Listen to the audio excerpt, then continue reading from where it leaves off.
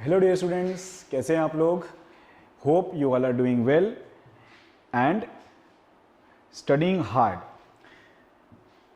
Students, जैसा आप देख पा रहे हैं, हम आज एनसीईआरटी क्लास 11 का second chapter that is biological classification, इसमें आने वाले एक बहुत ही अमेजिंग से ऑर्गेनिज्म को डील करने वाले हैं आज के लेक्चर में। The organism is called fungus. ठीक है, the organism is called fungus. तो फंगस के बारे में हम आज पढ़ने वाले हैं, बिल्कुल अच्छे तरीके से पढ़ेंगे, समझते हुए सिंपल धीरे धीरे जाएंगे और पूरी एनसीईआरटी को कवर करेंगे। एनसीईआरटी में से ही क्वेश्चन पूछते हैं फंगस के अंदर। चलिए, तो फंगस को शुरू करने से पहले मैं कोशिश करूंगा कि इसकी थोड़ी हिस्ट्री आपको समझा पाऊं। जैसा आप जानते हैं कि भाई फंगस एक ऑर्गेनिज्म है और इसे एक किंगडम में रखना होगा, है ना। हम क्लासिफिकेशन करते हैं सभी ऑर्गेनिज्म का और उनको किसी ना किसी किंगडम में डाल दिया जाता है। फंगस को कौन से किंगडम में डाला जाए, इसको लेकर के शुरुआत से ही बड़ा कंफ्यूजन रहा। टू किंगडम क्लासिफिकेशन में ना प्लांट में आ पा रहा है ना एनिमल में आ पा रहा है, बड़ा कंफ्यूजन रहा। सवाल खड़े कर दिए टू किंगडम क्लासिफिकेशन में भी। ठीक है, and one of the reason बन गया टू किंगडम क्लासिफिकेशन को भी डिस्कार्ड करने का। थ्री किंगडम क्लासिफिकेशन आया, ट्राई किया इसको एकोमोडेट करने का। थ्री किंगडम क्लासिफिकेशन में भी फंगस के प्लेसमेंट पे सवाल उठ गए। ठीक है, फिर से फंगस को आप ढंग से प्लेस नहीं कर पाए उस पर। फिर फोर किंगडम आया, इसमें भी प्लेसमेंट फंगस की एक प्रॉब्लम बन गई। और फाइनली जिस किंगडम क्लासिफिकेशन को हम आज मानते हैं फाइव किंगडम क्लासिफिकेशन, जो कि सर आर.एच. व्हिटेकर ने दिया था, तब जाकर के फंगस की प्रॉब्लम को सॉल्व किया। आर.एच. व्हिटेकर ने बोला हटाओ यार, इतना प्रॉब्लम क्रिएट कर रहा है, पता नहीं कहां से आ गया है, चलो इसके लिए एक अलग किंगडम ही बना देते हैं, सारी प्रॉब्लम ही खत्म। बेस्ट तरीका था। ठीक है, तो एक नया किंगडम ही बना दिया गया, किंगडम फंजाई के नाम से, जो पांचवा किंगडम बना। ठीक है, fifth kingdom that was included in our kingdom classification is kingdom fungi. ठीक, और फिर प्रॉब्लम सॉल्व है, अब सवाल नहीं खड़े होते और फाइव किंगडम क्लासिफिकेशन को मान लिया गया है या मोस्ट अप्रोप्रिएट मान लिया गया है। तो ऐसा क्या था फंगस में कि वो टू किंगडम में, थ्री किंगडम में, फोर किंगडम में नहीं जम पा रहा था, क्या था इसमें? तो वही सारी चीजें हम आज डिस्कस करेंगे। बहुत ध्यान से सुनिएगा, बहुत आराम सुनिएगा। ठीक है, हर एक चीज आपको समझ में आएगी। चलिए शुरू करते हैं आज के अपने इस सेशन को। इसके अंदर हम किंगडम फंजाई पढ़ने वाले हैं। मैंने यहाँ किंगडम फंजाई बीच में लिखा और उसके आजू बाजू में बहुत सारी इमेजेस बनाई हैं, जो इमेजेस से आप फेमिलियर हैं। ठीक है, ये एक संतरे की इमेज है जो ऊपर से नीला, काला, हरा, पीला जैसा होने लग गया है। इसका कारण होते हैं फंगस। ये ब्रेड में मोल्ड जम गया है। ठीक है, ब्रेड में ब्लैक कलर के स्पॉट्स आ गए हैं, इसका भी कारण होते हैं फंगस। ये मस्टर्ड का प्लांट है, मस्टर्ड में आप व्हाइट कलर के स्पॉट्स देख पा रहे हैं, व्हाइट कलर के डस्ट जैसे दिखने वाले स्पॉट देख रहे हैं, ये भी फंगस की वजह से है। ये आप अपने पुराने रखे हुए जूते, बैग के अंदर भी ऐसे डस्ट जैसे जम गया, कुछ गंदगी जैसा देखते हैं, ये भी फंगस की वजह से होता है। ठीक है, सबसे बेहतरीन एग्जाम्पल तो क्या होता है कि भाई हमें मम्मी ने डेली लंच पैक करके देती हैं। ठीक है, डेली मम्मी लंच पैक करके देती हैं। ठीक है, हमारे स्कूल का वेकेशन स्टार्ट होने वाला था, उससे एक दिन, उसके लास्ट दिन भी, यानी वेकेशन जिस दिन शुरू होना था उस दिन भी मम्मी ने लंच पैक करके दिया। अभी हम इतना ज़्यादा खुश थे कि भाई कल से छुट्टी है, खूब ऐश करेंगे, खेलेंगे, ये करेंगे, वो करेंगे बोल करके हम लंच खाना ही भूल गए। लंच खाना भूल गए, घर चले गए। अभी घर में लंच निकालना भी भूल गए। ठीक है, और अगले ही दिन हमें निकलना था एक बड़ी सी ट्रिप के लिए। तो हम बड़ी सी ट्रिप के लिए सब लोग निकल गए, मम्मी भी लंच निकालना भूल गई बैग से। अभी वो लंच में बेचारा ये खाना आपका रखा है। ठीक है, अब आप वापस आए, ट्रिप से वापस आए, 10-12 दिन बाद, 20 दिन बाद ट्रिप से घूम घाम के वापस आ गए। ठीक है, वेकेशन एंजॉय कर लिया। अब मम्मी ने बोला भैया कल से तुमको जाना है स्कूल। ठीक है, अब चलो तुम्हारा लंच बना देते हैं। तो लंच बनाने के लिए लंच किधर है? अरे लंच तो बैग में रह गया। ठीक है, लंच तो बैग में रह गया, बैग से निकालो। बैग से निकाला, भैया खाए नहीं थे। तो अब तुम नहीं खा रहे हो तो इसको फंगस खाएगा। ठीक है, तुम नहीं खा रहे हो तो इसको फंगस खाएगा। जो भी तुम सड़ा गला फेंक देते हो उसको फंगस खाता है। ठीक है, तुमने लंच खोला, लो लंच के अंदर वेलवेट जैसा ब्लैक कलर का नीले कलर का, ठीक है, इस तरीके के वहां पे आपको वेलवेट जैसे रेशे रेशे रेशे रेशे दिख रहे हैं आपकी रोटी के ऊपर, आपकी सब्जी के ऊपर, ठीक है। तो ये क्या है? दीज आर फंगस, ये फंगस है। ये पहली मुलाकात है आपकी फंगस के साथ जो आपने कभी ना कभी जरूर करी होगी। कभी ब्रेड में कर लोगे, ठीक है, कभी संतरे में कर लोगे। इस तरीके से सड़ी गली की चीजों के ऊपर आपकी मुलाकात फंगस से हो जाती है। आज उन्हीं ऑर्गेनिजम्स को हम लोग यहां पे पढ़ने वाले हैं, ठीक है। तो एक बात तो दिख रही है कि भाई जो फंगस रहेंगे ये सड़ी गली चीजें खाएंगे, उन पे फीड करेंगे, अपना खाना खुद से नहीं बना पाते हैं, है ना, अपना खाना खुद से नहीं बना पाते। तुम्हारा छोड़ा हुआ खाना खाते हैं, तुम्हारे पुराने लेदर के शूज खाते हैं, तुम्हारा पुराना लेदर का बैग खाते हैं, बेचारे मस्टर्ड की लीफ खा लेते हैं, ठीक है, बेचारे तुम्हारी छोड़ी हुई ब्रेड खा लेते हैं जो तुम नेग्लेक्ट कर रहे हो, नहीं खा रहे हो, बेचारा तुम्हारा छूटा हुआ ऑरेंज भी खा सकते हैं और लंच भी खा सकते हैं, ठीक। तो चलिए, ये है आपसे आपकी फंगस से पहली मुलाकात। अब चलते हैं आगे और देखते हैं कुछ कैरेक्टरिस्टिक। अब कुछ साइंटिफिक बातें करेंगे, ये तो मजे की बातें होंगे। अब कुछ साइंटिफिक बातें करेंगे कि फंगस के बारे में, क्या है फंगस, कैसा है, कुछ कैरेक्टरिस्टिक समझ लेते हैं इसके और क्या। तो सबसे पहला आप समझिए, सबसे पहले आप समझिए और बात करिए फंगस की सेलुलैरिटी पर, ठीक है। अपन बात करते हैं फंगस की सेलुलैरिटी पर, यानी जो फंगस है ये कैसा है, ये यूनिसेलुलर है, मल्टी सेलुलर है, कैसा है ये। तो आप समझ लें, ठीक है, 5 किंगडम क्लासिफिकेशन में सिर्फ 2 किंगडम है जो यूनिसेलुलर हैं, that is the first kingdom. पहला किंगडम मोनेरा, जिसमें बैक्टीरिया आएंगे, सारे प्रोकैरियोट्स उस किंगडम में आते हैं और सभी के सभी यूनिसेलुलर हैं, कोई भी ऐसा नहीं है जो मल्टी सेलुलर हो। दूसरा किंगडम बनाया गया किंगडम प्रोटिस्टा। प्रोटिस्टा में भी सारे के सारे यूनिसेलुलर और यूकैरियोटिक ऑर्गेनिज्म डाल दिए गए। जितने यूकैरियोटिक ऑर्गेनिज्म थे यूनिसेलुलर थे, बोला आ जाओ प्रोटिस्टा में रहो, ठीक है। अब बारी आई तीसरे किंगडम की, दैट इज किंगडम फंजाई। और किंगडम फंजाई ये हुए मल्टी सेलुलर, ये हुए मल्टी सेलुलर। तो इनकी सेलुलैरिटी क्या है? They are multicellular. तो भाई ये हैं multi cellular.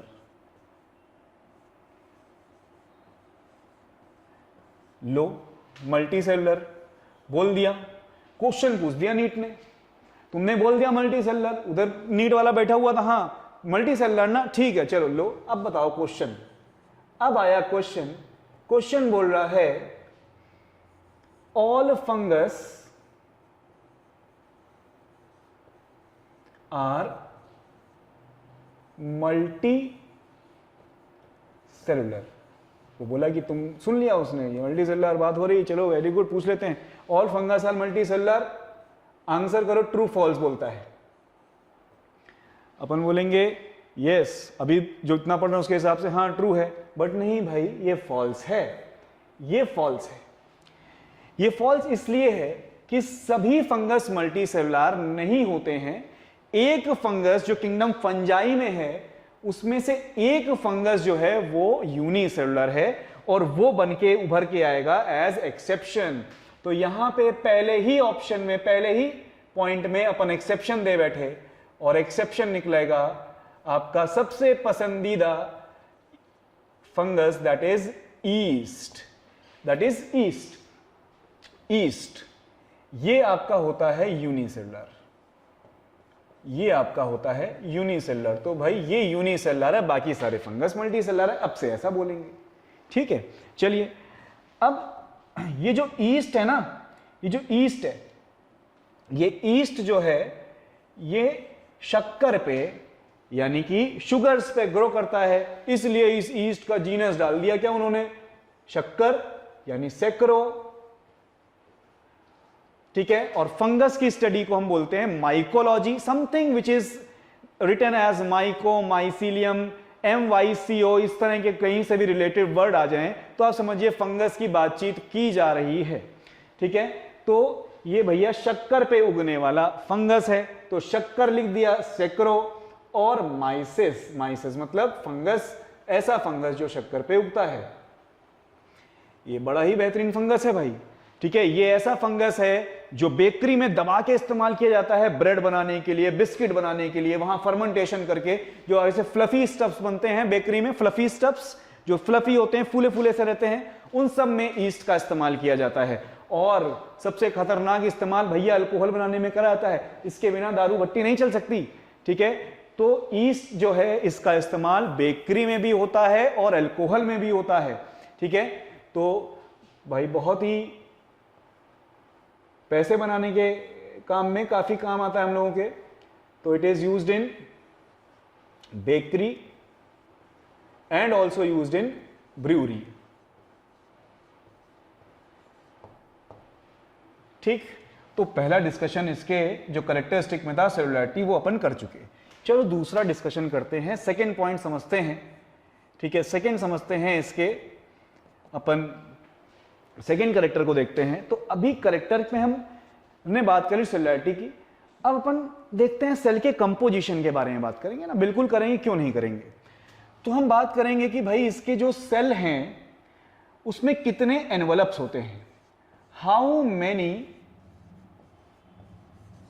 Envelopes are there in fungal cell. जो फंगल सेल है, जो फंगस का सेल है, उसमें कितने एनवलप, एनवलप मतलब कवरिंग यार, कितने कवरिंग है उसके अंदर। तो भाई इसमें ये जो है ये बाई एनवलप्ड है, दो एनवलप्स हैं, दो कवरिंग है। ठीक है, दो कवरिंग है इसके सेल के ऊपर, two envelopes are there, two envelopes are there. दो एनवलप में पूछोगे कौन कौन से हैं सर, पहला एनवलप, बाहर वाला एनवलप है सेल वॉल। ठीक है, बाहर वाला एनवलप है सेल वॉल, और उसके अंदर है जो सभी सेल में पाई जाती है वो है सेल मेम्ब्रेन, या आप बोल दो प्लाज्मा मेम्ब्रेन। सेल मेम्ब्रेन बोल दो या बोल दो प्लाज्मा मेम्ब्रेन। ठीक है, हो गया, मान लिया। ठीक है, मान लिया। अब बताओ, वो बोलेगा कि इसकी जो सेल वॉल है सर ये किससे बनी होती है।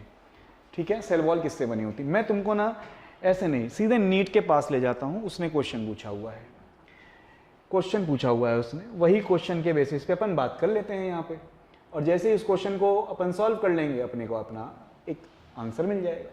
क्वेश्चन है फंगस या fungal cell wall is made up of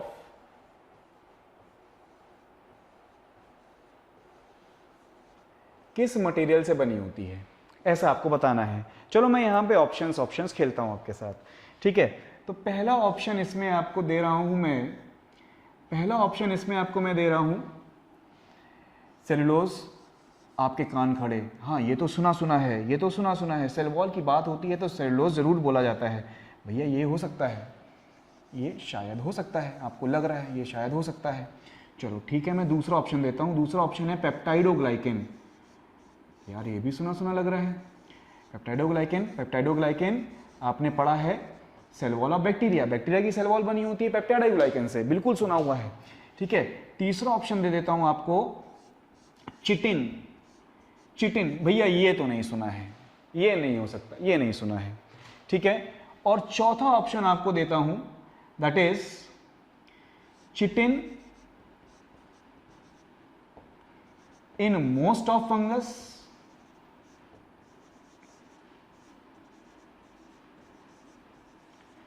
and cellulose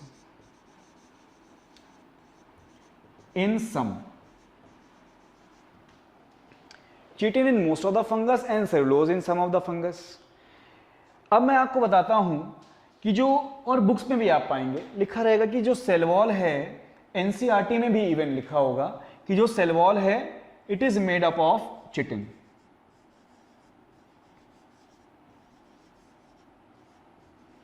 it is made up of chitin. Chitin एक तरीके का पॉलीसेकेराइड होता है, चिटिन एक तरीके का पॉलीसेकेराइड होता है। ठीक है, और ये चिटिन आप जानते हैं आपके फाइलम आर्थ्रोपोडा जो एनिमल किंगडम का है, उनमें आने वाले ऑर्गेनिजम्स के भी पास ये चिटिन पाया जाता है, और फंगस की सेल वॉल में भी ये चिटिन पाया जाता है। एनसीईआरटी ने लिख करके दिया हुआ है। ये क्वेश्चन क्यों पूछा फिर?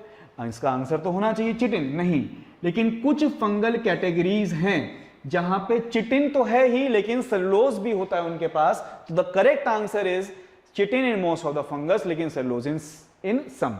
तो इंपॉर्टेंट है, याद रखेंगे। बाई एनवेलप्ड टाइप का सेल है इसका। अब चलते हैं इसके तीसरे करेक्टर को डिस्कस करते हैं। तीसरा करेक्टर आपसे सिंपल ये पूछेगा कि भाई नेचर ऑफ सेल बता दो, नेचर ऑफ सेल बता दो, बोलेगा भाई नेचर ऑफ सेल बताना है। नेचर ऑफ सेल कहने का मतलब है कि ये प्रोकैरियोटिक है या यूकैरियोटिक, ये प्रोकैरियोटिक है या यूकैरियोटिक है। तो ये बता दीजिए कि ये प्रोकैरियोटिक है या यूकैरियोटिक है, ये सिंपल आपको बताना है। तो देखिए बहुत सिंपल तरीके से इतना याद रखिए, सभी प्रोकैरियोटिक सेल को एक ही किंगडम के अंदर निपटा दिया गया है, वो है किंगडम मोनेरा। बस इतना समझ लो, किंगडम मोनेरा के अंदर सारे के सारे ऑर्गेनिज्म प्रोकैरियोट्स हैं और सारे प्रोकैरियोट्स मोनेरा के अंदर हैं। चलो खत्म है कहानी। फिर ये क्या होगा, अपन क्यों इतना टाइम वेस्ट करेंगे? It is eukaryotic. तो ये एक यूकैरियोटिक सेल है, वैसा ही सेल है जैसा हमारे पास होता है, ठीक है, उसी टाइप का उसी नेचर का सेल है, ठीक है। चलिए अब और कुछ डिस्कस करते हैं इसके बारे में, और इंपॉर्टेंट कैरेक्टरिस्टिक। तो अभी एक पिक्चर बन रही होगी फंगस की, फंगस ऐसा दिखने लग गया होगा, कुछ तो मल्टी सेलुलर जैसा होगा, उसमें दो एनवेलप होंगे, बाहर सेल वॉल होगी, अंदर सेल मेम्ब्रेन होगी, ठीक है, यूकैरियोटिक होगा। कहीं ना कहीं अभी तक जो पिक्चर बनी है वो एक प्लांट सेल के जैसी पिक्चर भी है। प्लांट सेल भी यूकैरियोटिक होता है, प्लांट सेल में भी बाहर सेल वॉल होती है, ठीक है, प्लांट सेल भी प्लांट्स जो है वही मल्टी सेलुलर होते हैं। अब बात यहां पे जो नेक्स्ट आ जाएगी वो बता देगी कि नहीं भैया ये प्लांट टाइप का नहीं है, इसमें प्लांट से बहुत ज्यादा डिफरेंस है, और वो डिफरेंस आपको अभी पता चल जाएगा। वो ये है कि दे आर एक्लोरोफाइलस।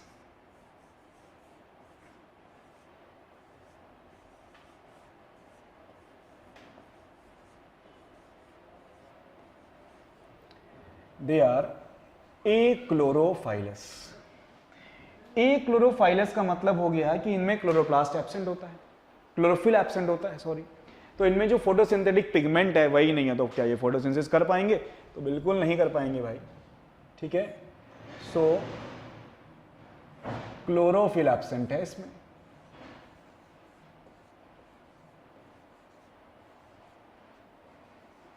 क्लोरोफिल एब्सेंट है क्योंकि क्लोरोफिल कंटेनिंग सेल ऑर्गेनेली भी एब्सेंट है, क्लोरोप्लास्ट भी एब्सेंट है। वही कहीं मैंने बोला क्लोरोफिल एब्सेंट है, आपसे नीट में पूछ दिया क्लोरोप्लास्ट प्रेजेंट है क्या, आपने बोला यार मैं कंफ्यूज हो गया छोड़ देता हूं। नहीं नहीं नहीं, क्लोरोफिल भी प्रेजेंट है क्लोरोप्लास्ट में, ठीक है। क्लोरोफिल ही क्लोरोप्लास्ट के अंदर प्रेजेंट होता है, जब क्लोरोप्लास्ट नहीं है इसीलिए क्लोरोफिल भी नहीं है, ऐसा अपन समझेंगे।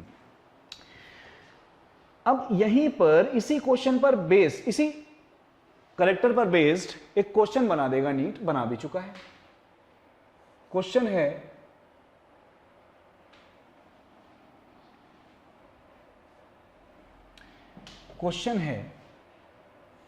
व्हाट इज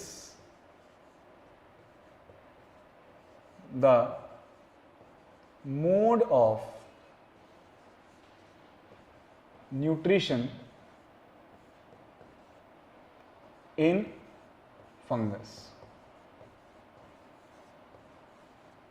फंगस का मोड ऑफ न्यूट्रिशन क्या है, ये क्वेश्चन आ गया अपने पास, है ना, ये क्वेश्चन आ गया अपने पास।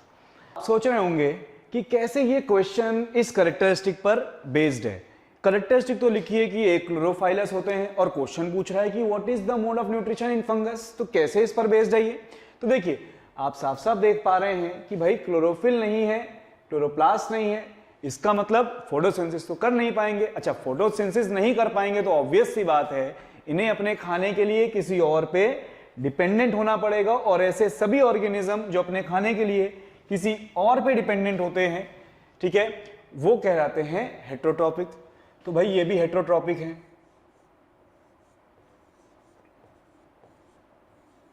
ये भी हेट्रोट्रॉफिक है, लेकिन थोड़े अलग टाइप के हेट्रोट्रॉफिक हैं। शुरू से ही फंगस के मोड ऑफ न्यूट्रिशन पे लेकर के बहुत बहस हुई है, ठीक है। There are lots and lots of controversies regarding the mode of nutrition in fungus. ऐसा क्या है इसमें? तो इनका जो हेट्रोट्रॉफिक नेचर है, इट इज कॉल्ड एब्जॉर्प्टिव। ये अपने खाने को एक अलग ढंग से एब्जॉर्ब करते हैं। मैं आपको सिखाऊंगा, बताऊंगा, समझाने की कोशिश करूंगा। ये एब्जॉर्प्टिव है, ये अपने खाने को अलग ढंग से एब्जॉर्ब करते हैं, और यकीन मानिए इनसे ज्यादा एब्जॉर्प्शन पावर किसी ऑर्गेनिज्म के पास नहीं होती। बहुत अच्छे एफिशिएंट एब्जॉर्बर हैं। ट्रेसेस में अगर कोई चीज प्रेजेंट है तो भी ये उसको एब्जॉर्ब कर सकते हैं। ट्रेसेस समझ में आता है? ट्रेसेस का मतलब बहुत बहुत कम क्वांटिटी में भी अगर कोई चीज प्रेजेंट है तो ये फंगस उसको एब्जॉर्ब कर लेते हैं, ठीक है। भाई साहब, रूट का भी काम एब्जॉर्ब करना होता है, पता है आपको, लेकिन रूट से ज्यादा एफिशिएंट एब्जॉर्बर फंगस है। ध्यान रखिएगा, मेरी इस बात को आगे काम में आएगी जब हम आगे डिस्कशन को बढ़ाएंगे, ठीक है। अब हम बात कर रहे हैं कि इनका जो मोड ऑफ न्यूट्रिशन है वो हेट्रोट्रॉपिक है, और हेट्रोट्रॉपिक में एक स्पेशल टर्म मैंने लिख दिया यहां पे, एब्जॉर्प्टिव है। अब एब्जॉर्प्टिव है तो एक्सप्लेन करिए सर, कैसा है? समझ में नहीं आ रहा क्या है ये, करते हैं। देखिए देखिए देखिए देखिए, तो अब मैं आपके सामने इसके मोड ऑफ न्यूट्रिशन को समझाने के लिए दो बहुत ही अच्छे टर्म्स आपके सामने रखूंगा, और जिसके एक्सप्लेन करने के बाद आपको इसका मोड ऑफ न्यूट्रिशन पूरी तरह से समझ में आ जाएगा। एक टर्म है सेप्रोफाइटिक और एक टर्म है पैरासाइटिक। अच्छा, ये क्या टर्म्स हैं, क्या बातचीत हो रही है इसमें, क्या कहना चाह रहे हैं सर आप? बिल्कुल बताएंगे। देखिए, सबसे पहले तो सेप्रो का मीनिंग समझ लीजिए। कहीं पे भी ये टर्म आए तो इसका मतलब होता है डेड, डिकेइंग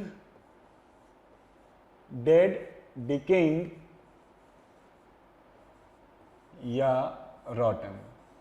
इसका मीनिंग होता है डेड, डिकेइंग या रॉटन। मतलब ऐसी चीजें जो मर चुकी हैं या मरने के बाद डिके का प्रोसेस भी चालू कर चुकी हैं या सड़ रही हैं, ऐसी चीजें, ठीक, तो उनको बोलते हैं सेप्रोस। उसके टर्म इस्तेमाल करते हैं सेप्रोस। अब कैसे ये सेप्रोफिटिक मोड ऑफ न्यूट्रिशन क्या होता है समझाता हूं। देखिए, सपोज करें कि कोई ऑर्गेनिज्म जो है वो भाई अपना मर गया है, ठीक है। कोई ऑर्गेनिज्म जो है वो मर गया है, सपोज करते हैं भाई, ले लिया ये ऑर्गेनिज्म है, ये मर चुका है। ये कोई डेड सेल है, डेड बॉडी है, ठीक है। डेड सेल है, डेड बॉडी है, कुछ भी है, मैं सेल लिख देता हूं, एक सबसे छोटी आइडेंटिटी, ठीक है। अब अपने यहां पे प्रेजेंट है फंगस। ये फंगस है।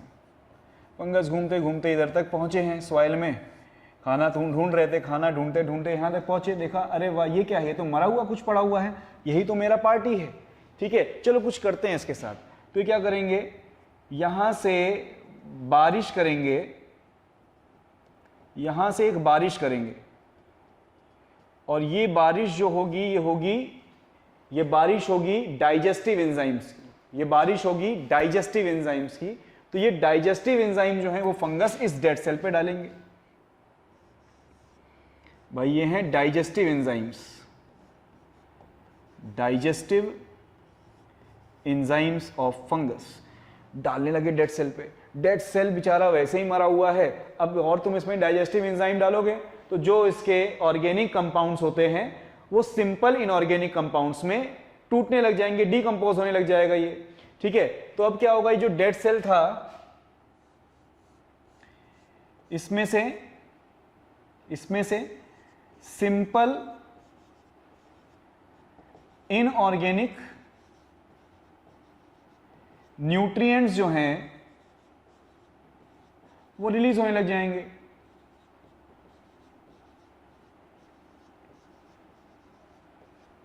ठीक है, और रिलीज हो जाएंगे जब वो, तो इन्हीं को फंगस जो है वो एब्जॉर्ब कर लेता है एज ए फूड। ठीक है, इसी को जो फंगस है वो अपना एब्जॉर्ब कर लेता है as a food.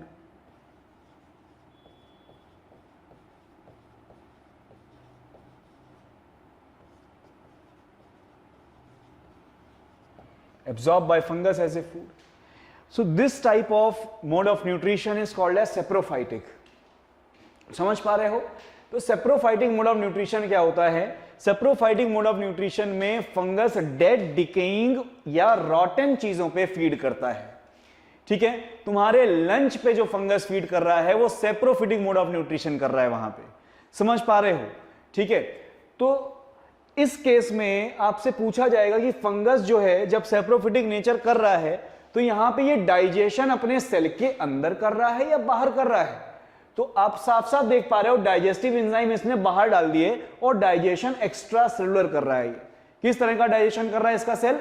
Extra cellular digestion कर रहा है इसका सेल। क्वेश्चन है, इंपॉर्टेंट है, आप लिख लो।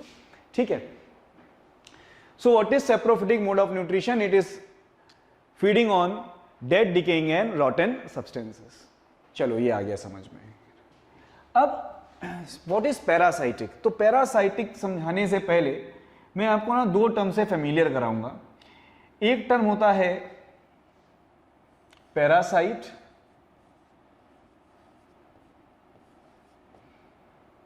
एक टर्म होता है पैरासाइट, और यार दूसरा टर्म होता है होस्ट।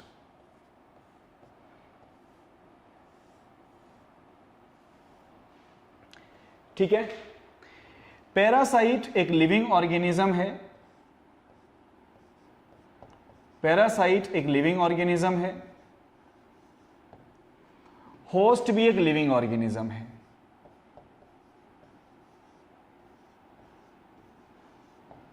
ठीक है, होस्ट भी एक लिविंग ऑर्गेनिज्म है। अब ये जो पैरासाइट होता है ना, ये फीड करता है, ये न्यूट्रिशन को एब्जॉर्ब करता है एक दूसरे लिविंग सेल के अंदर से, जिसे हम बोलते हैं होस्ट। ठीक है, यहां तक नहीं रुकेगा भाई, ये यहां तक रुक जाता तो क्या दिक्कत थी? न्यूट्रिशन ले लो यार, चले जाओ, अपना काम करो, एंजॉय करो।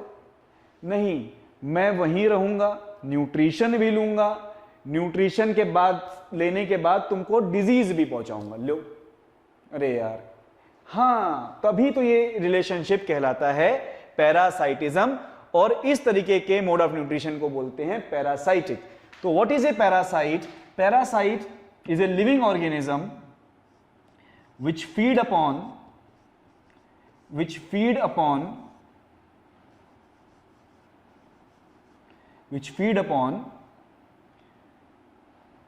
host body,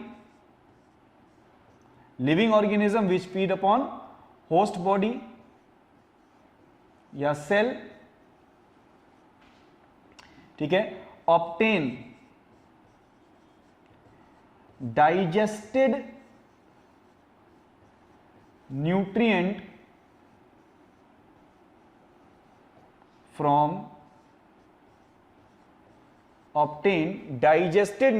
from host। चलो यहां तक रुक जाता तो ठीक था, लेकिन अभी यहां तक रुकेगा नहीं, रुकेगा, क्या करेगा? डिजीज भी कॉज करेगा from host, and in turn causes disease to the host, in turn causes disease to the host। चलो, तो ये हो गया। अब भैया जो मौज में है वो पैरासाइट है और जो दिक्कत में है वो होस्ट है। ठीक, तो समझ में आया? तो ये एक रिलेशनशिप है बिटवीन टू ऑर्गेनिज्म। ठीक है, टू ऑर्गेनिज्म कौन से हैं? पैरासाइट और होस्ट हैं। इसमें से पैरासाइट को क्या हो रहा है? फायदा हो रहा है। क्या फायदा हो रहा है पैरासाइट को? पैरासाइट होस्ट के सेल पे, होस्ट की बॉडी पे फीड कर रहा है, उसमें से डाइजेस्टेड फूड को एब्जॉर्ब कर रहा है। डाइजेशन भी नहीं करेगा, इतना भैया शहंशाह हो गया, डाइजेशन भी नहीं करेगा, डाइजेस्टेड फूड को ही एब्जॉर्ब कर रहा है और उसी डाइजेस्टेड फूड से अपनी सारी की सारी रिक्वायरमेंट्स फुलफिल कर रहा है। भाई कर लिया, अच्छी बात है, चलो नेचर में ऐसे कर सकते हैं, लेकिन तुमने क्या किया? बदले में इस बेचारे होस्ट को डिजीज भी कॉज कर दिया, तो नुकसान पहुंचा दिया ना इसको। ठीक है, नुकसान पहुंचा दिया, यानी इसमें इसका नुकसान हो गया माइनस, समझे? तो बदले में इसको नुकसान भी पहुंचा दिया। तो इस तरीके से फंगस तो मजे में है और fungus is acting like a parasite. In this relationship fungus is acting like a parasite. In this relation fungus is acting like a parasite. तो फंगस क्या करता है, किसी लिविंग ऑर्गेनिज्म पे फीड करता है, उसमें से डाइजेस्टेड फूड एब्जॉर्ब करता है, अपना लाइफ सस्टेन करता है, बदले में होस्ट को नुकसान भी पहुंचा देता है। ठीक है, तो इस तरीके से भी वो अपना न्यूट्रिशन एब्जॉर्ब करता है। एक तुमको अच्छी इंफॉर्मेशन देता हूं। इंफॉर्मेशन ये है कि प्लांट में होने वाली ज्यादातर डिजीजेस में फंगस एज ए पैरासाइट होता है। ठीक है, so fungus is one of the most abundant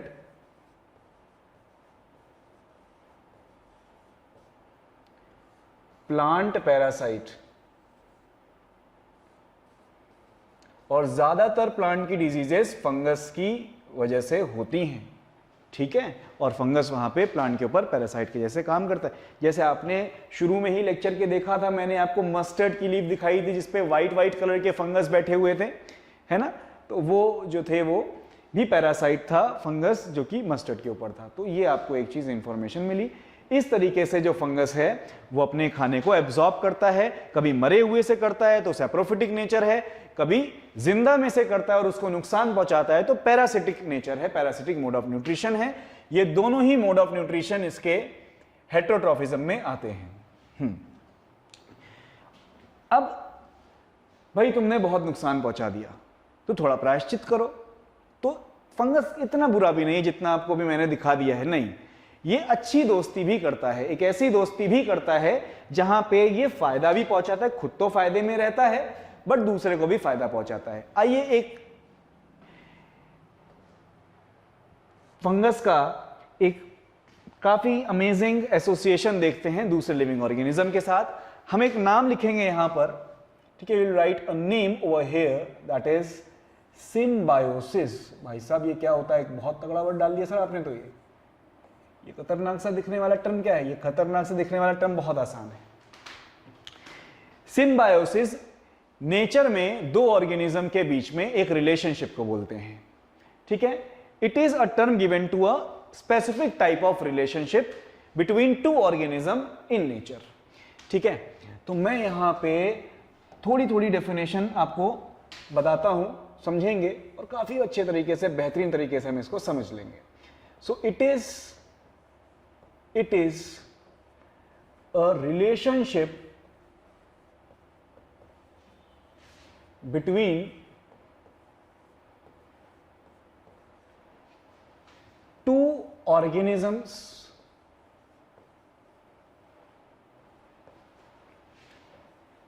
in nature. अच्छा, रिलेशनशिप तो है, ठीक है, बहुत सारे रिलेशनशिप होते हैं भाई, पैरासाइट और होस्ट के बीच में भी रिलेशन है, तो ये उससे डिफरेंट कैसे है? बिल्कुल डिफरेंट है। कैसे डिफरेंट है कि यहां पे जो दो ऑर्गेनिज्म हैं उनको इस रिलेशनशिप में फायदा हो रहा है और दोनों को फायदा हो रहा है, नुकसान किसी को भी नहीं हो रहा है। इस तरीके का रिलेशनशिप, इस तरीके की फ्रेंडशिप कहलाती है सिम्बायोसिस। तो देखिए, आप लोग हमेशा सिम्बायोसिस एसोसिएशन करिए किसी के साथ, है ना, पैरासाइट मत बन जाना किसी पर। ठीक है, कुछ दिन तो झेलेगा, बाद में हटा देगा तुमको। तो it is a relationship between two organism in nature where both the organisms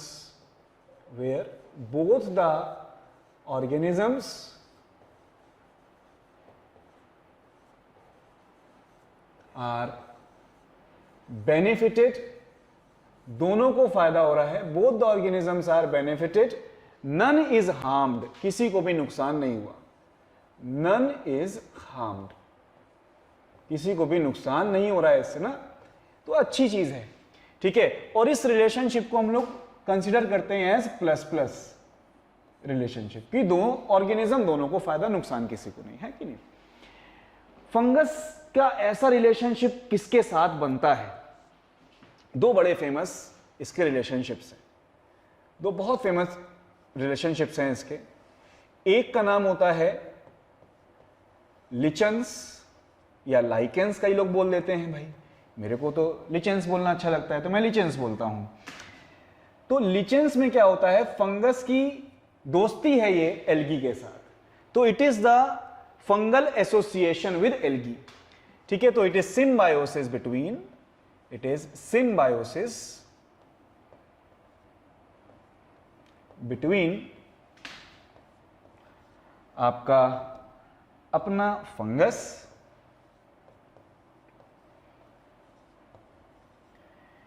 and again एक और बहुत ही बेहतरीन organism which is called as algae. इन दोनों के बीच का ये एसोसिएशन है। जान लिया, सही है। इसमें से कौन किसके लिए क्या कर रहा है ना भाई, रिलेशनशिप है, सिम्बायोसिस है, तो दोनों ही दूसरे के लिए कुछ कुछ करेंगे, है ना, कुछ कुछ अच्छा काम करेंगे जिससे दोनों को बेनिफिट हो।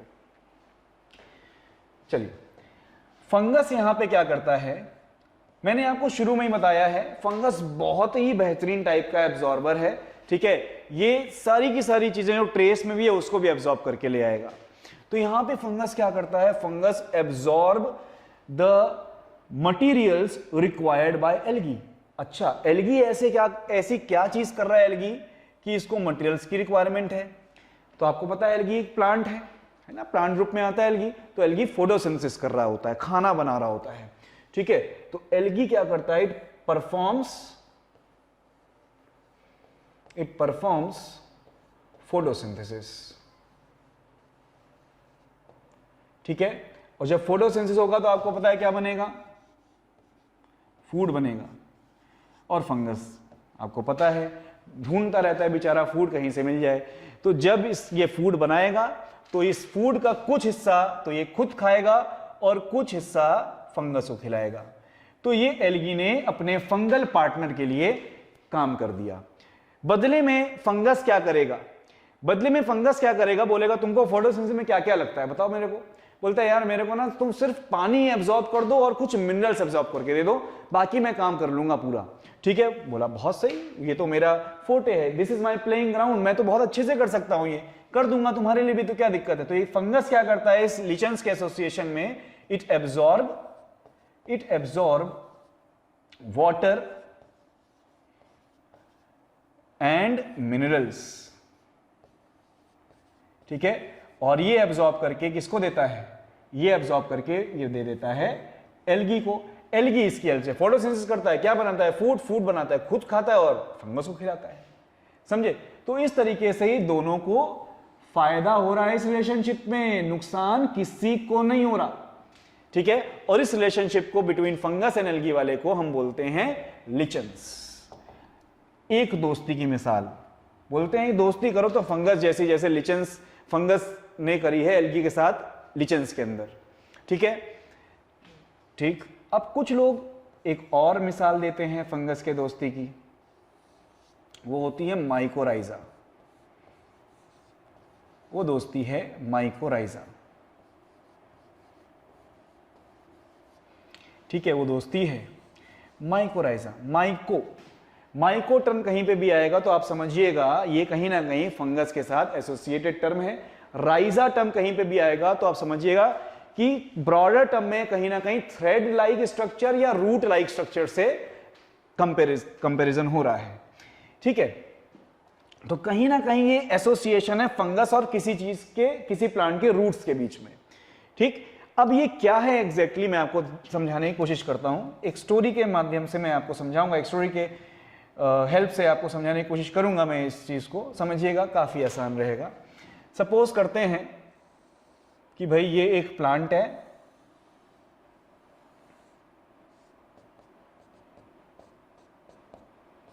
मैं रफ डायग्राम बना रहा हूं। सपोज करते हैं ये एक प्लांट है,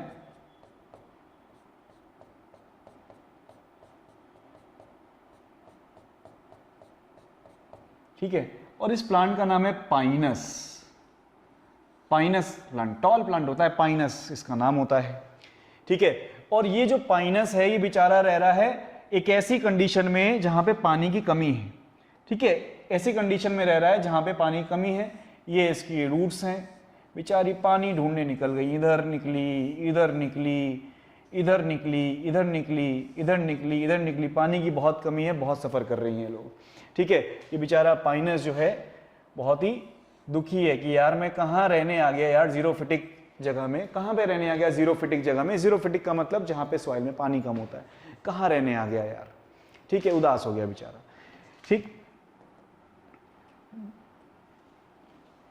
यहीं पर घूमता हुआ अपने लिए पानी ढूंढता हुआ, सॉरी अपने लिए खाना ढूंढता हुआ आया कौन? फंगस, ठीक है। फंगस अपने लिए पानी ढूंढता हुआ आया, सॉरी खाना ढूंढता हुआ, पानी बोल रहा हूं, बार बार गलत बोल रहा हूं। तो फंगस अपने लिए बेचारा खाना ढूंढता हुआ आया, ठीक है। ये आया इसके पास, इसके रूट से, बोला यार खाना दोगे, ठीक है, खाना दोगे, बहुत थक गया हूं, थोड़ी देर बैठने की जगह भी दोगे क्या, ठीक है, खाना दोगे, थोड़ी देर बैठने की जगह भी दोगे क्या, मैं बहुत थक गया हूं। बोला जाओ यार वैसे ही मेरा मूड खराब है। पाइनस बोला जाओ यार वैसे ही मेरा मूड खराब है यार, मत करो यार मेरे साथ, जाओ यहां से, नहीं दे पाऊंगा। बोला क्या हुआ मुझे बताओ। तो बोला कि यार बहुत कम पानी है यहाँ पे, मैं अब्जॉर्ब कर तो रहा हूँ बट कर नहीं पा रहा हूँ ढंग से, मेरा काम नहीं चल रहा है। बोला कि यार इतना तो पानी है। बोला कहाँ पानी है। बोला इतने सारे तो पानी है। बोला कि यार वो बहुत कम अमाउंट में है, उतने कम अमाउंट में पानी होगा तो हम एब्जॉर्ब नहीं कर पाते उसको। We can not absorb water if present in traces, roots की ये बात है। तो इसने बोला यार इसमें कौन सी बड़ी दिक्कत है, मैं तुमको देता हूं एब्जॉर्ब करके। तो फंगस बोला कि चलो मैं तुमको पानी एब्जॉर्ब करके देता हूं, ठीक है। बोला हाँ कर सकते हो क्या। बोला हाँ भैया और क्या, एनसीईआरटी 11 क्लास पढ़ो, मैं खतरनाक एब्जॉर्बर हूं, ठीक है, बहुत खतरनाक तरीके से प्लांट को एब्जॉर्ब करता हूं, वाटर को एब्जॉर्ब करता हूं। बोला दिखाओ कमाल। तो इसने क्या किया, ट्रेस में पानी भी था उसको भी निकाल के देने लग गया। ये प्लांट पानी मिलते ही खुश हो गया, ठीक है। ये प्लांट जो है वो पानी मिलते ही क्या हुआ, खुश हो गया, ठीक, खुश हो गया। तो बोला आओ ठीक है रहो, हम लोग साथ में रहेंगे अब।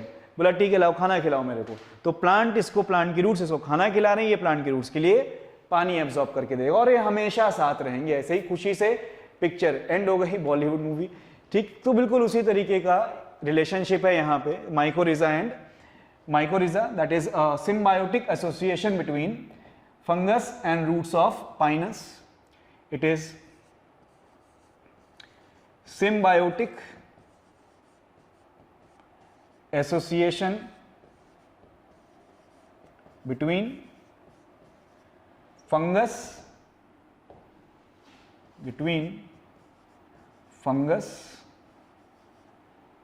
and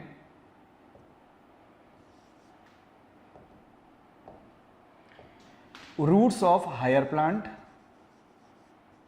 roots of higher, higher मतलब जो इवोल्यूशन में आगे हैं, जैसे जिम्नोस्पर्म और angiosperms. Roots of higher plants. Example हम एक लेके देखेंगे जो बहुत स्पेसिफिक एग्जाम्पल है, इसमें हमेशा आपको माइकोरिजा मिलेगा। Example is a Pinus. इस केस में, इस एसोसिएशन में फंगस क्या करता है, इट एब्जॉर्ब, फंगस तो अपना पुराना काम जिसमें खिलाड़ी है वो, इट एब्जॉर्ब वाटर, ठीक है।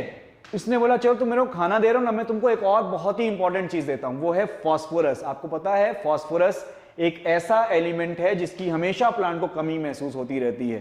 तो बोला तुमको इसकी कमी महसूस होती रहती है ना, मैं तुमको सॉइल से निकाल के दूंगा, जो बेफिक्र जियो, ठीक। तो it absorb water and phosphorus, और एब्जॉर्ब करके ये दे देता है किसको, रूट्स ऑफ हायर प्लांट को या पाइनस को। अब ये लोग खुश हो गए, ठीक है। अब खुश हो गए तो क्या कर रहे हैं,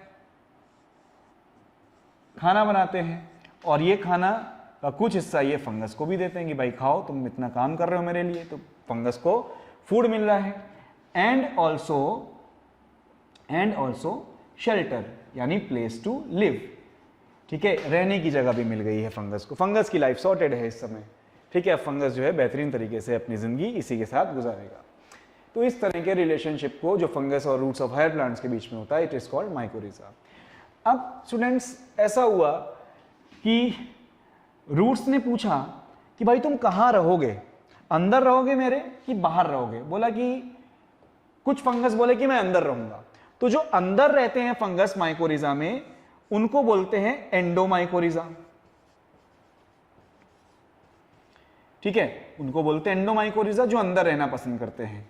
कुछ बोले नहीं नहीं नहीं, मेरे को बाहर रहना है, मैं बाहर रहूंगा, आप रूट के सरफेस पे चिपके मिलेंगे वो आपको, और उस तरीके के एसोसिएशन को बोलते हैं एक्टोमाइकोरिजा।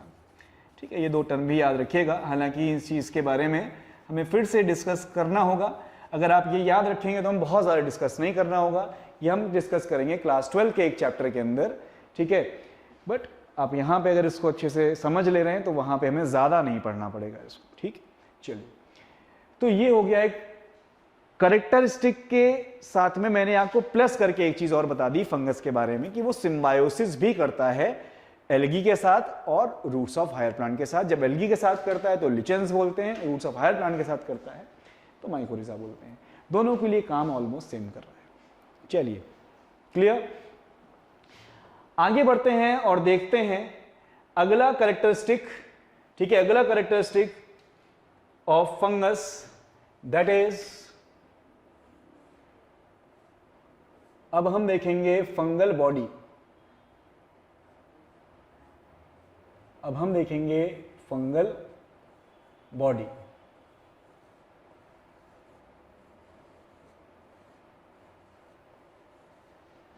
तो जो फंगल बॉडी होती है, सबसे पहले तो ये मल्टी सेलुलर होती है। फंगल बॉडी कहने का मतलब है, मैं आपको पिक्चर दिखाने जा रहा हूं कि फंगस को अगर आप माइक्रोस्कोप के अंदर कभी देखें तो किस तरीके का दिखेगा। तो फंगल बॉडी बेसिकली कैसी होती है? मल्टी सेलुलर होती है। और मल्टी सेलुलर फंगल बॉडी एक फिलामेंट के फॉर्म में होती है। ठीक है, it is in the form of filament. तो ये फिलामेंटस होती है, ये फिलामेंटस होती है। और इनके फिलामेंट को, ठीक है, इसके मल्टी सेलुलर फिलामेंट को स्टूडेंट्स हम लोग बोलते हैं हाइफे। क्या बोलते हैं? हाइफे।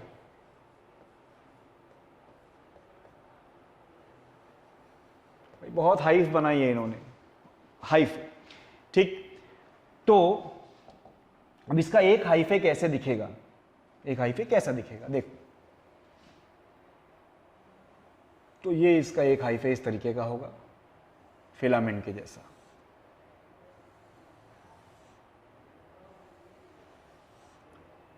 ठीक है, और ये इसमें होंगे अलग अलग फंगल सेल्स। ये फिलामेंट मल्टी सेलुलर होगा और इसमें होंगे अलग अलग फंगल सेल्स।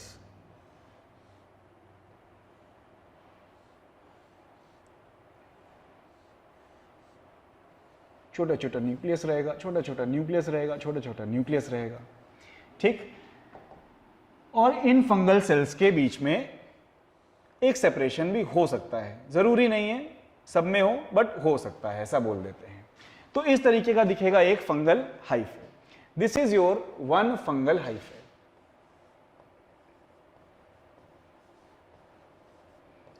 ये है फंगस की बॉडी, इस तरीके की बॉडी होती है फंगस की। ठीक,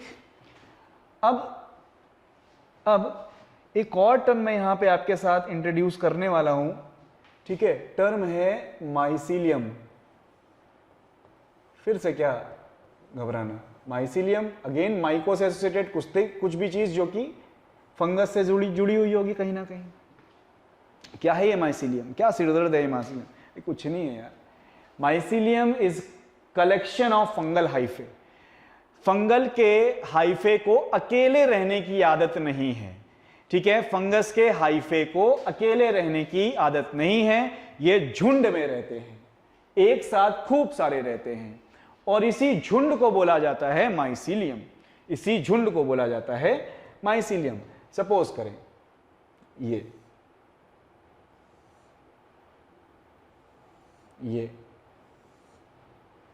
ठीक है,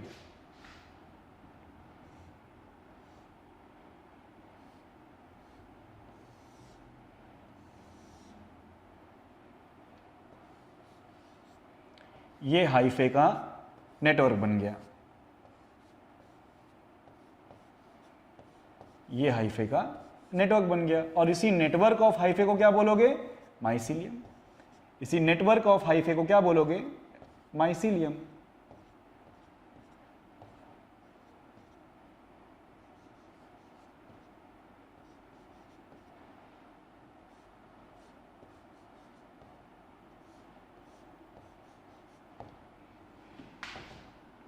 और इसमें जो इंडिविजुअल हाइफे हैं उनमें ऐसे सेपरेशंस भी देख सकते हैं सेल्स के बीच में, और नहीं भी हो सकते हैं सेपरेशन सेल के बीच में। तो ये जो कलेक्शन ऑफ फंगल हाइफे है, दिस इज कॉल्ड माइसीलियम, और यूजुअली यही ऐसी ही हैबिट होती है फंगस के रहने की। ठीक है, फंगस कोशिश करता है कि वो झुंड में रहे, ग्रुप में रहे। तो what is mycelium? It is group of fungal hyphae.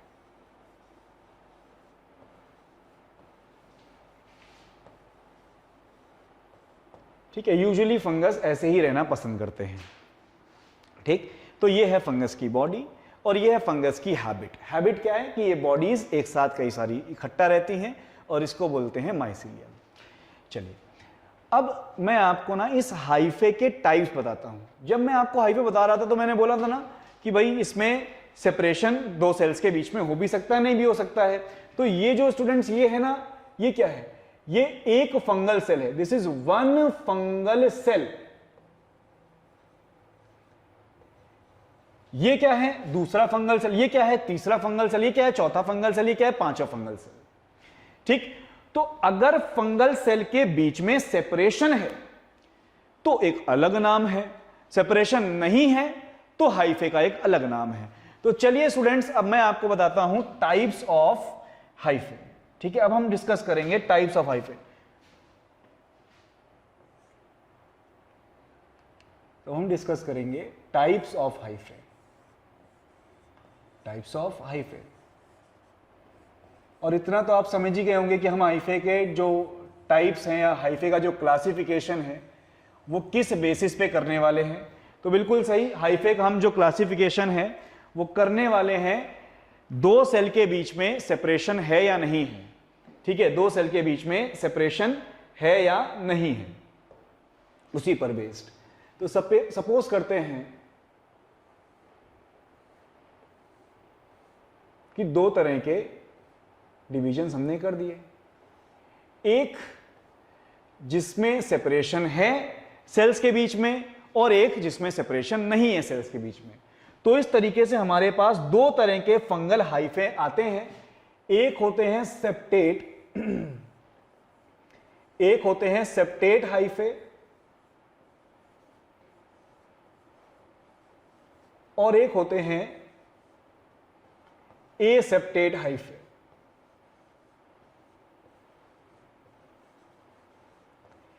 एक होते हैं सेप्टेट हाइफे, एक होते हैं एसेप्टेट। आप बोलोगे सर ये सेप्टेट क्या चीज है यार, मेरे को समझ में नहीं आ रहा है, बहुत टर्म्स आते हैं। कुछ नहीं है भाई, ये आप लोग नहीं क्या, आजकल मॉडर्न जमाना है, अपन क्या करते हैं शॉर्ट शॉर्ट शॉर्ट शॉर्ट खेलते हैं। ठीक है, जैसे किसी का नाम बहुत बड़ा अपने को लेने में कंफर्टेबल नहीं, अपन छोटा नाम कर देते हैं उसका।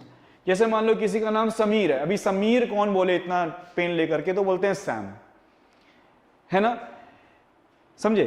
तो किसी का नाम अगर मान लेते हैं कि रॉबर्टसन, रॉबर्टसन है तो रॉबर्टसन पूरा कौन बोलेगा, रॉबर्ट बोल देंगे, रॉब बोल देंगे, है ना।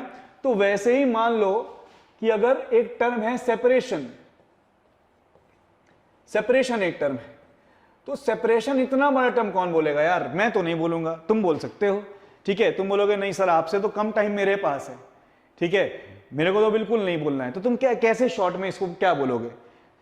ठीक है, तो इसी को सेपरेशन को ही शॉर्ट में साइंटिस्ट लोग बोलते हैं सेप्टा। ठीक है, सेपरेशन को ही साइंटिस्ट लोग शॉर्ट में बोलते हैं सेप्टा। तो मतलब समझ में आ गया होगा आप लोगों को। अब सेप्टेट हाइफे क्या होंगे, these are hyphae, these are hyphae in which septa यानी separation is present between fungal cells, between fungal cells present in A hyphae. तो एक हाइफे में जो फंगल सेल्स हैं उनके बीच में अगर सेप्टा है तो उसे बोलते हैं सेप्टेट हाइफे। अब आता है बात ए सेप्टेट हाइफे क्या है, तो भाई बता लोगे ना कि सेप्टा एब्सेंट, सेपरेशन नहीं है, सेपरेशन नहीं है। इस पे हम थोड़ी देर में बात करेंगे अभी, ठीक है, इस पे हम थोड़ी देर में बात करेंगे अभी, ठीक। तब तक के लिए थोड़ा और देखिए एक चीज, सेप्टेट हाइफे को मैं आपके सामने बताता हूं, समझना बहुत आसान है यार, लोड नहीं लेना बिल्कुल भी। ये रहा हाइफे, हाइफे बनाने की तैयारी कर रहा हूं मैं, बना दिया मैंने ये, ठीक। ये बनाया फंगस का एक सेल, बाहर सेल वॉल है, अंदर सेल मेम्ब्रेन है, छोटा सा न्यूक्लियस है, बाहर सेल वॉल है, अंदर सेल मेम्ब्रेन है, छोटा सा न्यूक्लियस है, बाहर सेल वॉल है, अंदर सेल मेम्ब्रेन है, छोटा सा न्यूक्लियस है, बाहर सेल वॉल है, अंदर सेल मेम्ब्रेन है, छोटा सा न्यूक्लियस है। ये एक एक फंगस का सेल हो गया। अब सेप्टेट हाइफे में क्या होगा कि इन फंगल सेल्स के बीच में there will be a septa, ठीक है, there will be a septa, एक सेप्टा होगा इनके बीच में। और इस सेप्टा, इसी को हम बोलते हैं, सेपरेशन होगा इनके बीच में, इसी को हम बोलते हैं सेप्टा। तो आप ये बोलेंगे क्या ये वाला सेल ये वाले सेल से कभी बातचीत नहीं कर सकता, कोई चीज शेयर नहीं कर सकता, खाने की कमी है तो क्या इससे कभी ले नहीं सकता? बिल्कुल ले सकता है। सेप्टा में आपने देखा कि मैंने बीच में परफोरेशन बनाया है, और इन परफोरेशन से क्या हो सकता है कि ये अपने लिए मटेरियल्स दूसरे सेल से मंगवा सकता है। तो ये दो सेल के बीच में अगर सेपरेशन है एक हाइफे में, तो इस तरीके के हाइफे को आप क्या बोलते हैं? Septate hyphae. तो ये आपको दिख रहा है सेप्टेट हाइफे, ठीक है। अब यहीं पे मैं बात करता हूं एसेप्टेट हाइफे की भी आपके साथ। ये लो यार, ये लो,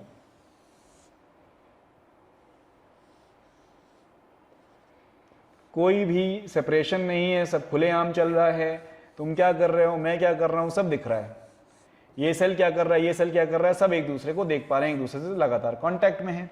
तो इस तरीके के माइसीलियम, इस तरीके के हाइफे को जहां पे सेप्टा एब्सेंट होता है, that is called aseptate hyphae. क्या बोलते हैं इसको? एसेप्टेट हाइफे, इसे बोलते हैं aseptate hyphae. Clear? Okay. Aseptate hyphae, यहां पे सभी सेल्स के बीच में कोई डिफरेंस ही नहीं लग रहा है। ऐसा लग रहा है कि इसी हाइफे के अंदर खूब सारे न्यूक्लियस है, इसी हाइफे के अंदर खूब सारे न्यूक्लियस हैं, और ये पूरा एक ही सेल जैसा दिख रहा है। ठीक है, ऐसा लग रहा है पूरा एक ही सेल है और इसमें बहुत सारे न्यूक्लियस है। ठीक, ये ऐसा लग रहा है लेकिन ऐसा है नहीं। ठीक है, ये ऐसा लग रहा है लेकिन ऐसा है नहीं। ठीक, ऐसा इसलिए लग रहा है क्योंकि बीच में सेप्टा एब्सेंट है। ठीक है, और इसी के लिए एक और टर्म हम इस्तेमाल करते हैं, सीनोसाइटिक हाइफे। सीनोसाइटिक हाइफे का मतलब, एक्चुअली में सीनोसाइट का मतलब होता है एक मल्टी न्यूक्लिएटेड सेल। तो ये अपीयर हो रहा है एक मल्टी न्यूक्लिएटेड सेल के जैसे, इसलिए इसको बोल दिया सीनोसाइटिक हाइफे। लेकिन एक्चुअली में it is not a multinucleated cell, it is many cells and each cell is represented by nucleus. ठीक है, क्लियर? तो इस तरीके से दो तरह के हाइफे हैं। हो गया। सर कैसा पूछेंगे वहां पे? नहीं भाई, ऐसा तो नहीं पूछेंगे। सिंपल ऐसा पूछ सकते हैं कि ये सेप्टेट हाइफे में क्या होता है क्या नहीं होता, लेकिन आपको मैं एक नीट के एकदम नजदीक लेके जा रहा हूं फिर से, और मैं आपको यहां पर एक क्वेश्चन लिख रहा हूं कि which fungal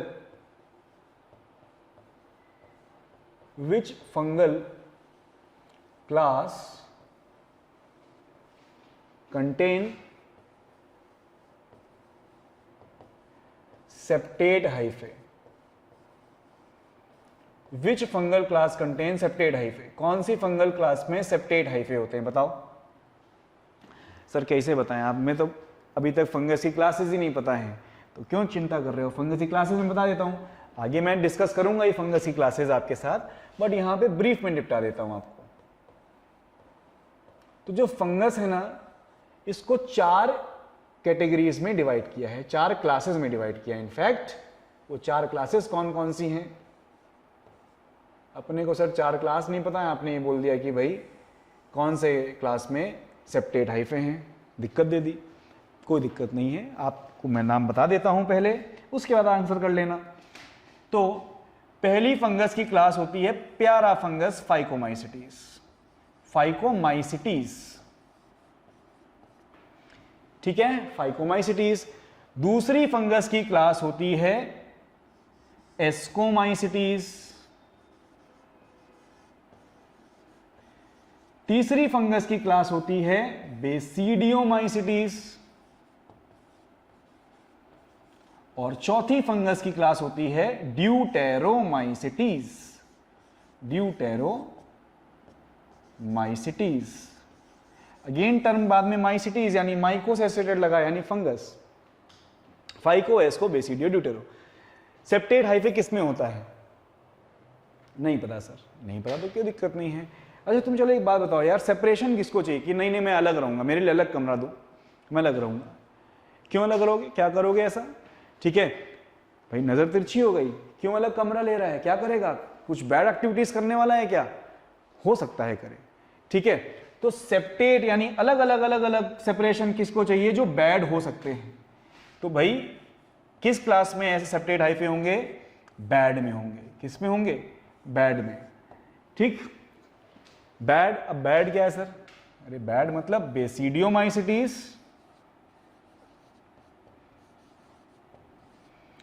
ascomycetes and deuteromycetes, these are bad. अब बैड मतलब असली में बैड नहीं है भाई, ये शॉर्ट ट्रिक है, ठीक है। तुम वहां लिख दो कि दे आर बैड फंगस, नहीं ऐसा नहीं है। इनको मैंने बैड एक शॉर्टकट के फॉर्म में लिखा है जिससे आपको इस आंसर मिल पाए, और उसके पीछे छोटी सी कहानी आपको सुना दी, ठीक। चलिए, तो ये आपका हो गया type of hyphae complete, septate, aseptate. अब पूछेगा कि सर आपने ये नहीं बताया एसेप्टेट हाइफे किस में होता है? भैया तो बचा कौन सा? फाइकोमाइसिटीज, उसमें क्या होगा? एसेप्टेट हाइफे होगा, ठीक है। तो मैं भाई तुम्हारी कंफ्यूजन दूर करने के लिए ऐसे कर देता हूं, नहीं तुम बोलोगे कल कि सर आपने बताया ही नहीं था, बताया है। ओके, चलिए आगे चलते हैं। और फंगस की बॉडी के बारे में डिस्कस हो गया, उसके बॉडी के टाइप्स के बारे में डिस्कस हो गया, उसकी हैबिट के बारे में डिस्कस हो गया कि झुंड में रहते हैं, झुंड को माइसीलियम बोलते हैं, ठीक है। अब कुछ और कैरेक्टर को डील करते हैं यहां पे हम, देखिएगा। जैसे अब ये जो फंगस है उसमें रिजर्व फूड क्या होता है? अगली कैरेक्टरिस्टिक है reserve food of fungus.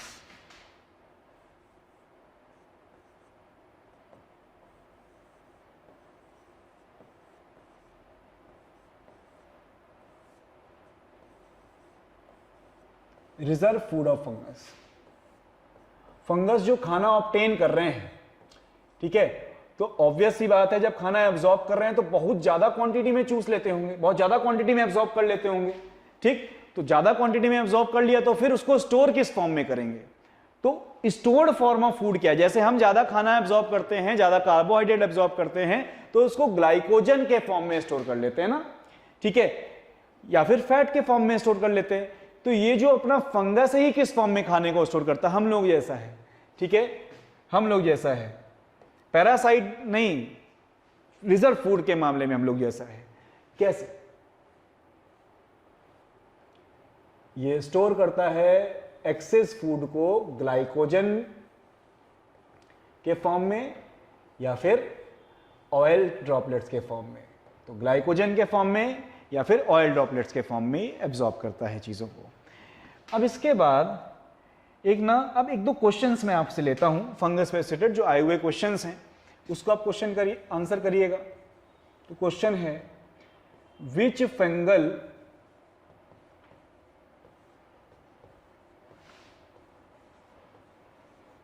Class is non motile? कौन से फंगस नॉन मोटाइल होते हैं और कौन से मोटाइल होते हैं? तो मैं एक क्वेश्चन का आंसर दे दूं तो दूसरे का अपने आप मिल जाएगा। तो non motile categories of fungus कौन कौन सी हैं? भाई नेचर ने देखा, सेपरेशन ले लिए हैं, बैड हैं, ठीक है, बैड है, कहीं बैड एक्टिविटीज ना कर दें, तो बैड एक्टिविटीज करके इधर उधर फैला ना दे बैड एक्टिविटीज को, ठीक है, तो उनको कर दिया क्या? Non motile. तो अगेन जो नॉन मोटाइल है, नेचर ने जिसको बोला चुप बैठ जाए एक जगह, ठीक है, वो है बैड, दे आर बैड। तो नॉन मोटाइल कौन है? बैड। बैड मतलब बेसिडियोमाइसिटीज, एस्कोमाइसिटीज एंड ड्यूटेरोमाइसिटीज, ठीक है। ये फिर से बोल रहा हूं, ये शॉर्टकट है, असली में बैड नहीं है, है ना ऐसा। अब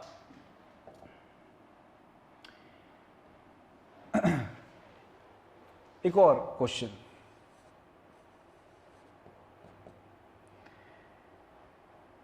which type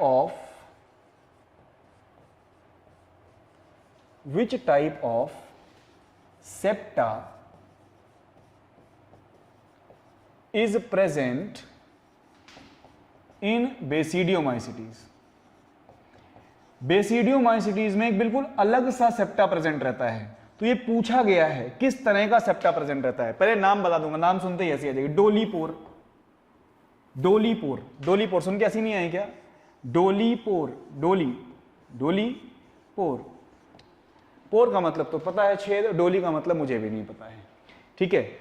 डोलीपोर अब कैसा रहता है दिखा देता हूं। सपोज करिए ये एक बेसिडियोमाइसिटीज का हाइफे का पार्ट है, ठीक है। अब यहां पे सेप्टा है, यहां पे सेप्टा है, और ये जो सेप्टा है ये इस तरीके का बाई हेड बनाता है, दो हेड ऐसे, और इस तरीके का पोर बनाता है, और इसे बोलते हैं डोलीपोर। ये है डोलीपोर सेप्टा, इधर एक सेल इधर दूसरा सेल, ठीक। तो this is dolipore septa, this is Doliepore septa which is found in Basidiomycetes, which is found in Basidiomycetes। Clear? तो कुछ एक्स्ट्रा आपको क्वेश्चंस करा दिए।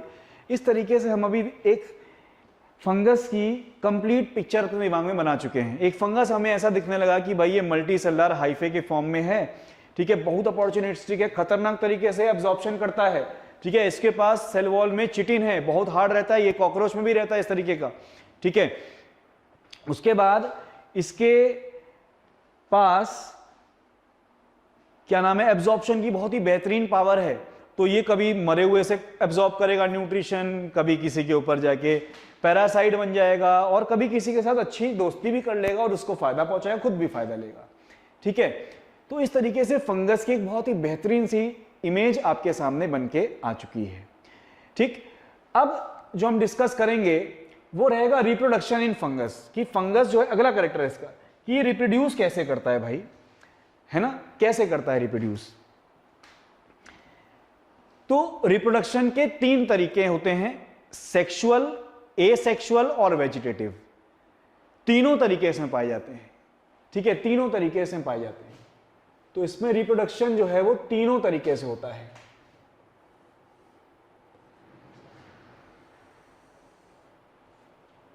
ठीक है, तीनों तरीके रिप्रोडक्शन के इसमें पाए जाते हैं। यानी इसमें एसेक्सुअल मोड ऑफ रिप्रोडक्शन भी है,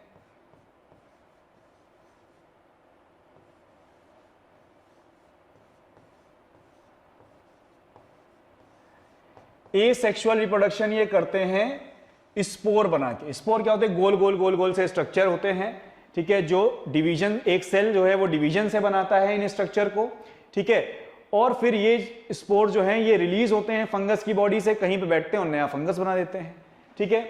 तो जो एसेक्सुअल रिप्रोडक्शन है ये होता है इनमें by spore formation, by spore formation, ठीक है, बाय स्पोर फॉर्मेशन।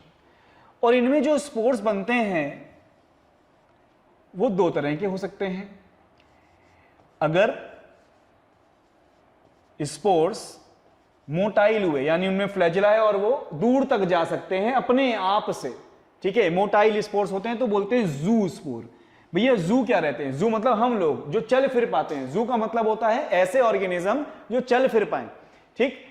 और दूसरे होते हैं इनमें जो फ्लैजिला नहीं होता, तो नॉन मोटाइल स्पोर्स होते हैं, तो they are called a planospores, they are called a planospores, ठीक है। और भी अलग अलग तरीके के स्पोर्स हैं, बट इन दो स्पोर्स को आप थोड़ा सा ध्यान रखें, पहले मैं आपको और भी सिखाऊंगा जब इसको डिटेल में अपन जाएंगे लेकर के। तो ये हो गया एसेक्सुअल रिप्रोडक्शन। दूसरा तरीका इनमें रिप्रोडक्शन का है वेजिटेटिव रिप्रोडक्शन। यार ये क्या होता है, कई बार ये टर्म अपने को परेशान कर चुका है, है ना। तो आज ये परेशानी मैं आपकी दूर कर देता हूं, कभी नहीं भूलेंगे इस तरीके से। किसी भी बॉडी को आप देखें, किसी भी ऑर्गेनिज्म की बॉडी को आप देखें, तो उस ऑर्गेनिज्म की बॉडी में आपको दो पार्ट्स मिलते हैं। एक होता है वेजिटेटिव पार्ट,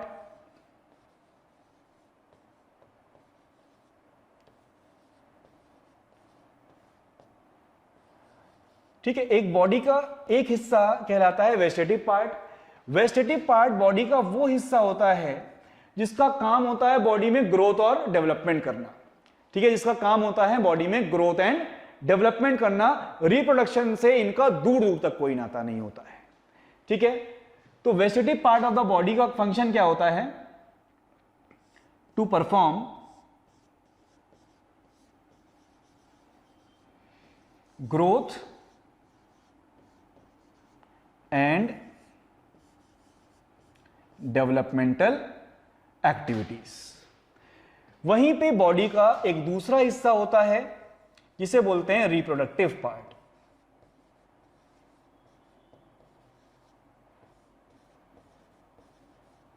ठीक है। रिप्रोडक्टिव पार्ट का काम होता है कि भाई तुम डेडिकेटेड हो रिप्रोडक्शन करने के लिए, ठीक है। They are dedicated to reproduction, they are dedicated to reproduction, कि भाई तुम्हें रिप्रोडक्शन ही करने का काम मिला है, तुम रिप्रोडक्शन करो चुपचाप, ठीक है। चलो ठीक है, कर लेंगे। अब क्या होता है कि कई कंडीशन में मान लो रिप्रोडक्टिव पार्ट जो है वो अनेबल हो गया किसमें? रिप्रोडक्शन करने में, ठीक है। या कुछ ऐसी कंडीशंस बन गई कि जो वेजिटेटिव पार्ट है वो अपने काम को छोड़ के बोला नहीं नहीं नहीं अब मैं रिप्रोडक्शन करूंगा, ठीक है, तुम लोग बहुत कर लिए अब मैं करूंगा, ठीक। तो अगर कभी वेजिटेटिव पार्ट जिसका काम ग्रोथ एंड डेवलपमेंट होता है वो अगर रिप्रोडक्शन करे तो उस रिप्रोडक्शन को बोलते हैं वेजिटेटिव रिप्रोडक्शन, ठीक है। तो अब मैं यहां पे लिख रहा हूं कि when a vegetative part performs reproduction, then that is termed as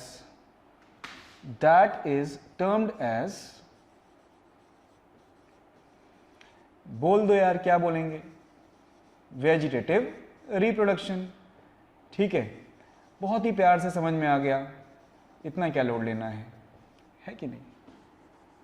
हो गया। अब वेजिटेटिव प्रोपेगेशन ये किस तरह से कर सकता है? तो वेजिटेटिव प्रोपेगेशन ये कर सकता है by budding and by fragmentation. घबराओ नहीं, सब सिखाऊंगा।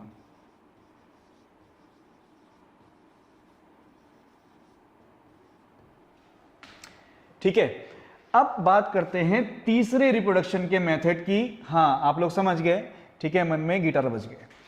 तो तीसरा है सेक्सुअल रिप्रोडक्शन।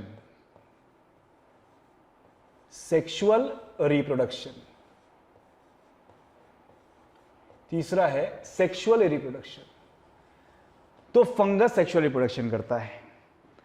एक फैक्ट बताता हूं आपको, जब हम इवोल्यूशन की सीढ़ी चढ़ते हैं, इवोल्यूशन की सीढ़ी चढ़ने का मतलब है progressive development in the living organism, ठीक है।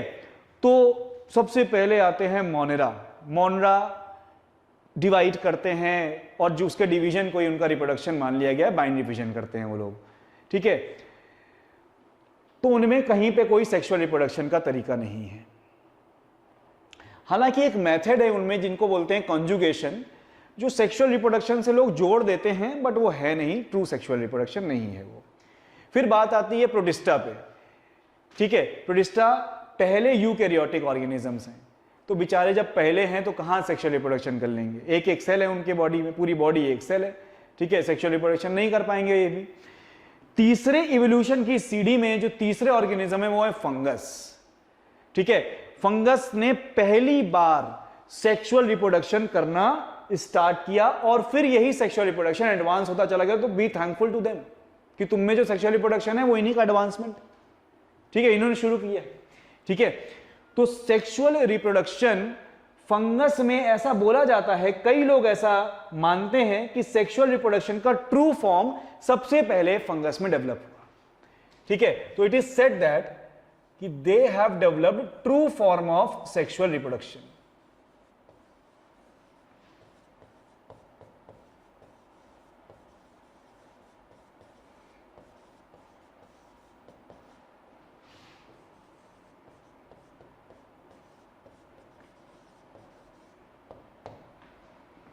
ठीक, ठीक है, चलिए। तो बहुत इंपॉर्टेंट है, one of the major characteristic of fungus is sexual reproduction. Major characteristic of fungus is sexual reproduction, ठीक है। और जो सेक्सुअल रिप्रोडक्शन नहीं कर पाएगा फंगस, वो फंगस कहलाने लायक नहीं है, ठीक है। जो फंगस सेक्सुअल रिप्रोडक्शन नहीं कर पाएगा वो फंगस कहलाने लायक नहीं है। और ऐसे फंगस को फंगस की ड्यूटेरोमाइसिटीज नाम की क्लास में रख देते हैं, ठीक है। ड्यूटेरोमाइसिटीज नाम की क्लास। बोला यार तुमसे सेक्सुअल रिप्रोडक्शन नहीं होता, तुम बहुत खराब हो यार, तुम फंगस कहलाने लायक ही नहीं हो, हटो यहां से। तो जो भी फंगस सेक्सुअल रिप्रोडक्शन नहीं कर पाएंगे उनको ड्यूटेरोमाइसिटीज नाम की क्लास में रखते हैं। और कितनी बेइज्जती कर रहे हैं भाई, इसको बोल रहे हैं फंगस इम्परफेक्टी। तुम परफेक्ट फंगस नहीं हो, तुमसे सेक्सुअल रिप्रोडक्शन नहीं हो पा रहा है, you are not a perfect fungus. तो फंगस इम्परफेक्टी इसीलिए इनको बोलते हैं क्योंकि इनमें कोई सेक्सुअल स्टेज नहीं है, they can not perform sexual reproduction, जो कि मेजर कैरेक्टरिस्टिक है फंगस। यहां तक नहीं रुकेंगे, बेइज्जती करते ही जाएंगे, बोलेंगे दे आर फॉल्स फंगस।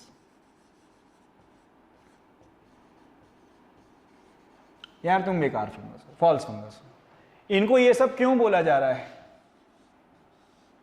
इनको ऐसा क्यों बोला जा रहा है? Because they lack sexual reproduction, इसलिए वही इनको फंगस ने बहुत बेइज्जती की इनकी, ठीक। तो ये चीज है। तो ये हमने एक फ्लोचार्ट बनाया फंगस के रिप्रोडक्शन के बारे में, ठीक है। और आज के लेक्चर में, आज के सेशन में हम लोग यहीं तक करेंगे, ठीक है, हम लोग यहीं तक करेंगे। और इस लेक्चर में, इस सेशन में बोल लो, हम लोग ने फंगस के इंपॉर्टेंट कैरेक्टरिस्टिक समझे। एक तरीके से मैंने कोशिश करी कि आप फंगस की इमेज अपने सामने बना ले, फंगस को भी एज ए लिविंग ऑर्गेनिज्म आप सोचने लग जाए, बस ये मेरा आज का क्राइटेरिया था। अगले सेशन में हम रिप्रोडक्शन को बेहतरीन तरीके से समझेंगे और अलग अलग फंगल क्लासेस को भी समझ के कंप्लीट करेंगे। जाने से पहले एक बहुत ही बेसिक क्वेश्चन को आपके साथ डिस्कस करूंगा, ठीक है। इस क्वेश्चन का इस चैप्टर से कोई रिलेशन नहीं है, जनरल क्वेश्चन मेरे दिमाग में आ गया जाते जाते, तो मैं पूछ रहा हूं कि क्या जो रिप्रोडक्शन का फिनोमिना होता है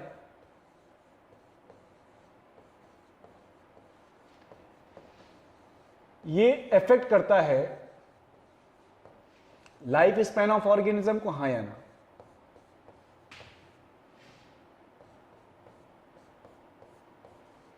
है कि भाई ऐसा तो नहीं होता है कि अब अगर अपने लाइफ में रिप्रोडक्शन नहीं किया तो जल्दी मर जाओगे? ऐसा है क्या कि आपने अगर लाइफ में रिप्रोडक्शन नहीं किया तो आप जल्दी मर जाओगे? ठीक है, घर वाले बोल रहे हैं भैया शादी कर लो जल्दी से, नहीं जल्दी मर जाओगे, समझे? नहीं नहीं, ऐसा कुछ नहीं है। Reproduction do not affect life span. तो ये जो स्टेटमेंट बोल रहा है रिप्रोडक्शन अफेक्ट लाइफ स्पैन, ये फॉल्स है। समझ लीजिए, कोई फर्क नहीं पड़ेगा अपने लाइफ स्पैन पे इसका, ठीक है। तो अगर हम पॉपुलेशन नहीं बढ़ाना चाहते तो रिप्रोडक्शन नहीं करिए, कोई दिक्कत नहीं है, आपके लाइफ स्पैन में थोड़ा ना कमी आएगी, ठीक है। हम रिप्रोडक्शन करते क्यों हैं? नेचर इसको हमारा कर्तव्य मानता है, हमारी स्पीशीज की तरफ इसका, हमारी स्पीशीज की तरफ हमारा कर्तव्य है कि हम रिप्रोडक्शन करें और अपनी स्पीशीज के नंबर को अर्थ पे मेंटेन रखें। तो रिप्रोडक्शन एक ऑर्गेनिज्म क्यों करता है? To maintain existence of a species on earth, ठीक है। तो भाई इसलिए करता है। बहुत जनरल सा क्वेश्चन था, मन में आया कि सेशन एंड कर रहा हूं, चलो कुछ एक क्वेश्चन ले लेते हैं, ठीक है। तो चलिए आज के लेक्चर में इतना ही है। आई होप आपको फंगस की इमेज आपके मन में मैं बना पाया हूँगा और आपने लेक्चर को एंजॉय किया होगा, समझा होगा और आपको नीट में ज़रूर इससे फ़ायदा मिलेगा। तो आज के लेक्चर को, आज के सेशन को मैं इधर ही एंड करता हूँ। बहुत ही जल्द आपको एक नए सेशन के साथ, एक नया लेक्चर के साथ फंगस के बाकी जो पार्ट बचा हुआ है उसे मैं आपके साथ कंप्लीट करूँगा। टिल देन रीड करिए NCERT, पढ़िए, अच्छे से रहिए। Thank you very much.